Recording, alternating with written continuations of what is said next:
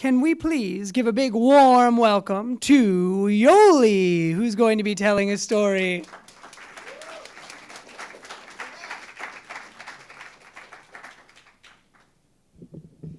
All right, one of the things you got to know about me is that I love to talk, but I have massive stage fright.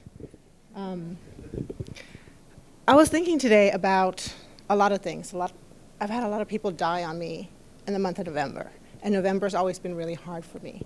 But when I decided to come and tell a story, I had to tell the story of my best friend, and he also died in November. I'm different. Where I grew up, there weren't very many people who looked like me. My friend was 14 years older than I was, and he was the son of my mother's friend, and I had never met him before, except that I had gone to the park one day when I was about 4 years old, and I got surrounded by children, and they were taunting me, and they were calling me names, and they were pulling my hair.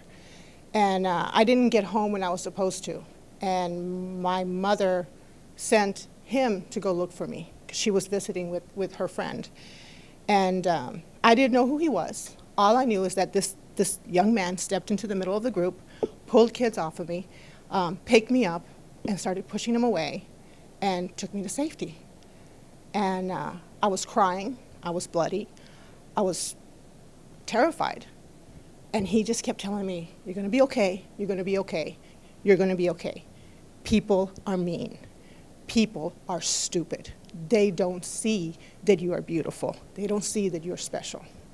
And I'm 4 years old, and this godlike creature is telling me that I'm beautiful, that I'm special. And he kept saying that to me over and over again as the years went by. I started school, and it was the same school that he was at, and he watched over me. He also looked like I did. He was half Chinese, half Mexican, and he had gone through what I had gone through when he was young, but he didn't have anybody to protect him or to take care of him. So he became my shadow. Anybody gave me anything in the playground, and he was right there.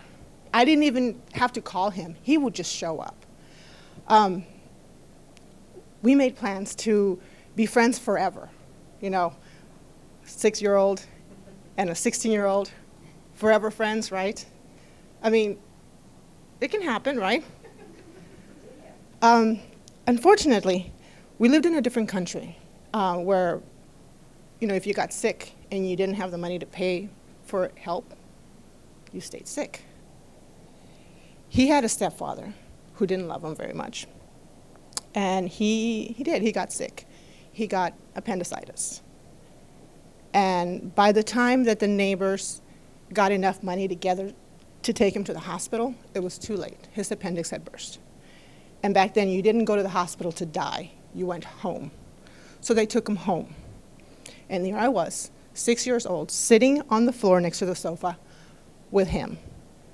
And he didn't even look like himself anymore. He was a beautiful man, but he was bloated and he was pale, and you could just tell that he was dying. He knew he was dying. Everyone in the house knew he was dying. There were at least 50 people in the house, friends, neighbors, schoolmates, children, everyone was there. And I remember crying and saying, "You know, you promised me you were always going to be there to protect me.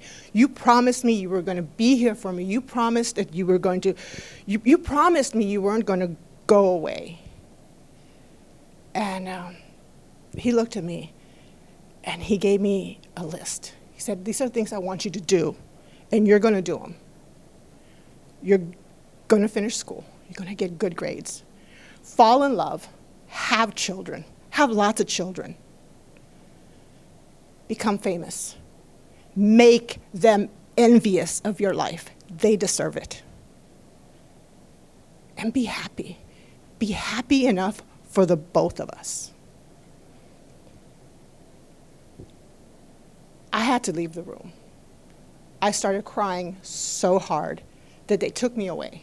They didn't want to upset him anymore.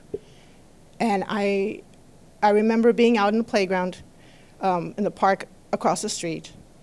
And all of a sudden, I heard the scream come from the house. And I just knew, okay, you know, he's gone. Went through, Mexican funerals are really long. You sit in the room with the body, you wash it, you wrap it, you pray over it. You pick it up, you put it in a box, and you carry the box open down the street to the cemetery. Put the lid on the, everybody gets to put a flower down. Everybody gets a handful of dirt and they throw it down, get buried. You go home, it's done. Fast forward 40 years, and I'm going down my list like this. Married, fall in love, not once, twice. Buried a husband, buried a sister, buried a brother, buried my dad, my mother-in-law, my grandfather. I don't know about being famous. I think it's a little overrated. Okay. But I've done everything on that list that he asked me to do, except one. He asked me to be happy enough for the both of us. For the both of us, not just for me. And over the last 50 years, I've been happy for my children, for my husband, for my parents, for my sisters, for my brothers. But I never took the time to be happy for myself, let alone for him. And 2 years ago, I started writing. And I figured, you know, there are a lot of things inside me that I need to get out. And I can't talk to anyone about them because they're not the prettiest of things. And in that process, I found out that I really wasn't happy. And that's what this year's about. This year, I decided I was going to step out and be myself for the first time since I was 4 years old. Because I remembered that what he gave me wasn't just friendship, but permission. Being famous. Being famous doesn't mean that everybody knows you. It means that you know yourself. And when you know yourself, everybody around you knows you, likes you, accepts you for who you are. I don't have to be the different one anymore. Just because I look different from everybody else doesn't make me less or more than them. And this year is all about becoming myself, my new beginning. Thank you.